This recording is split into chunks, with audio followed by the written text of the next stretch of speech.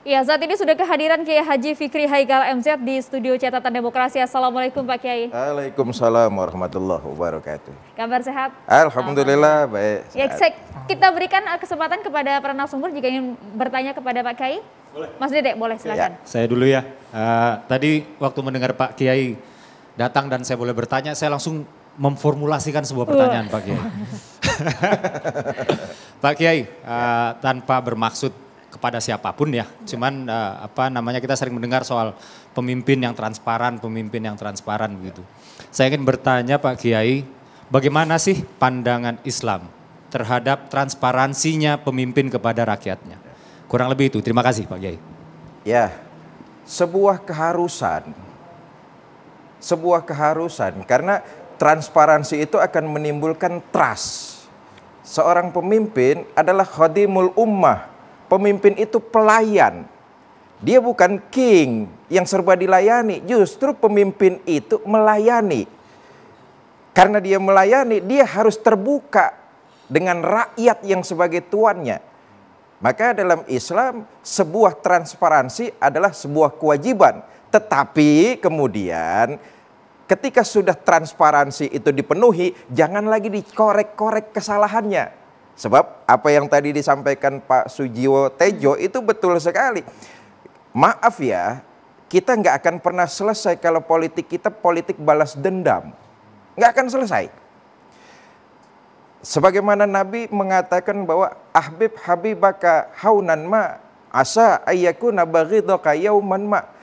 Cintai orang yang kamu cintai seperlunya. Sebab boleh jadi hari ini yang kamu cintai, besok pagi berubah jadi orang yang kamu benci. Maksud hadis ini adalah, kalau ngikutin orang sesuai dengan jalur kebenaran. Kalau sudah tidak benar itu orang, mufarokoh. Jadi mengikuti orang tidak membabi buta. Kadang-kadang kita ini ngikutin orang, walaupun salah tetap kita bela. Ini namanya membabi buta. Nah, kembali ke soal transparansi. Kalau sudah prosesnya itu dilakukan, dan memang harus, wajib hukumnya. Tetapi jangan lagi mencari-cari kesalahan orang lain. Apalagi kalau toh memang itu pemimpin. Sebab pemimpin itu, Mas Dede, dia stepnya satu tingkat di bawah Nabi dan Rasul. Ayatnya begini, atiullaha wa atiur rasul wa ulil amri minkum. Taatilah kamu Allah, taati Nabi dan Rasulmu, taati pemimpinmu. Selama pemimpin itu menunaikan kewajiban. Apa salah satunya? Transparansi. Ketika transparansi sudah dilakukan, maka jangan lagi mengorek-ngorek kesalahan orang lain. Saya pikir begitu. Baik, yang lain kami persilakan yang ingin bertanya. Oke Bang Gis, ya silakan Bang Gis. Bang Gis dulu boleh.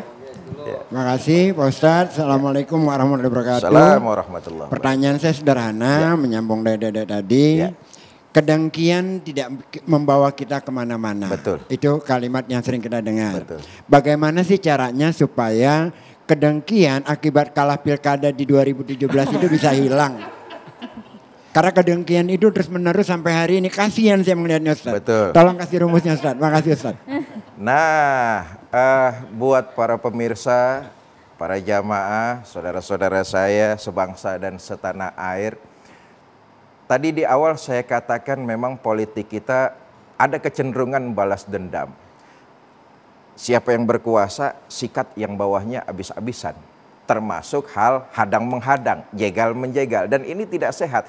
Kapan kemudian para pemimpin-pemimpin itu sadar bahwa mereka sebenarnya pelayan umat, pelayan rakyat, pelayan masyarakat. Baik yang ada di eksekutif maupun yang ada di legislatif. Saudara, hasud, dengki, iri, itu adalah sifat yang sangat tercela. Karena itu kita dianjurkan oleh agama untuk punya sifat husnuzon. Apa husnuzon? Sikap mental dan cara pandang seseorang untuk melihat hal-hal yang positif. Tetapi lagi-lagi Islam tidak membabi buta. Walaupun positif, ada sisi ngimbangi, ada sisi memonitoring. Tugas legislatif. Karena itu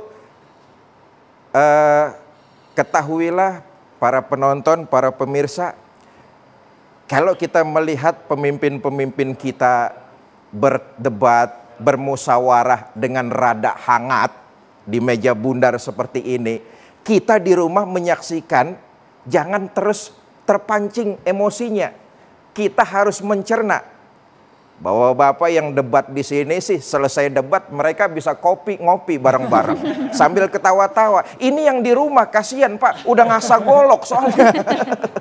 Ini yang terjadi seperti itu. Karenanya kita para pemirsa harus pintar memilih, jangan sampai terjebak. Kembali kepada soal pertanyaan, Pak Ges, bagaimana cara kita supaya jangan sampai punya sifat dengki, hasut, iri? Ya, cara pandangnya tidak lain adalah harus punya mental yang baik, memandang orang dengan cara positif, husnuzon. Karena tadi saya katakan, selama pemimpin kita, baik yang di legislatif maupun yang di eksekutif, menggunakan dan mengerjakan kewajiban serta syarat-syaratnya, atiullaha wa atiur rasul wa ulil amri minkum. Kita ikuti. Proses itu semua sudah, kemudian hati lapangkan. Jangan sampai punya sifat suuzon, buruk sangka. Nih jangan-jangan gubernur bikin begini nih, ada proyek gede-gedean buat kroninya, umpama. Saudara ketahuilah ada penyeimbang, ada pengontrol. Kita amanatkan kepada legislatif bahwa Bapak terhormat inilah tugasnya. Dan perlu diketahui legislatif dan eksekutif itu khadimul ummah, pelayan kami warga Jakarta. Jangan sampai uang kami yang kami bayarkan lewat pajak terhambur sia-sia. Terima kasih. Karena itu hak interpelasi jangan sampai diartikan terlalu dini untuk memakjulkan, itu juga jangan. Tetapi bahwa kita harus punya sifat mental husnuzon, baik sangka.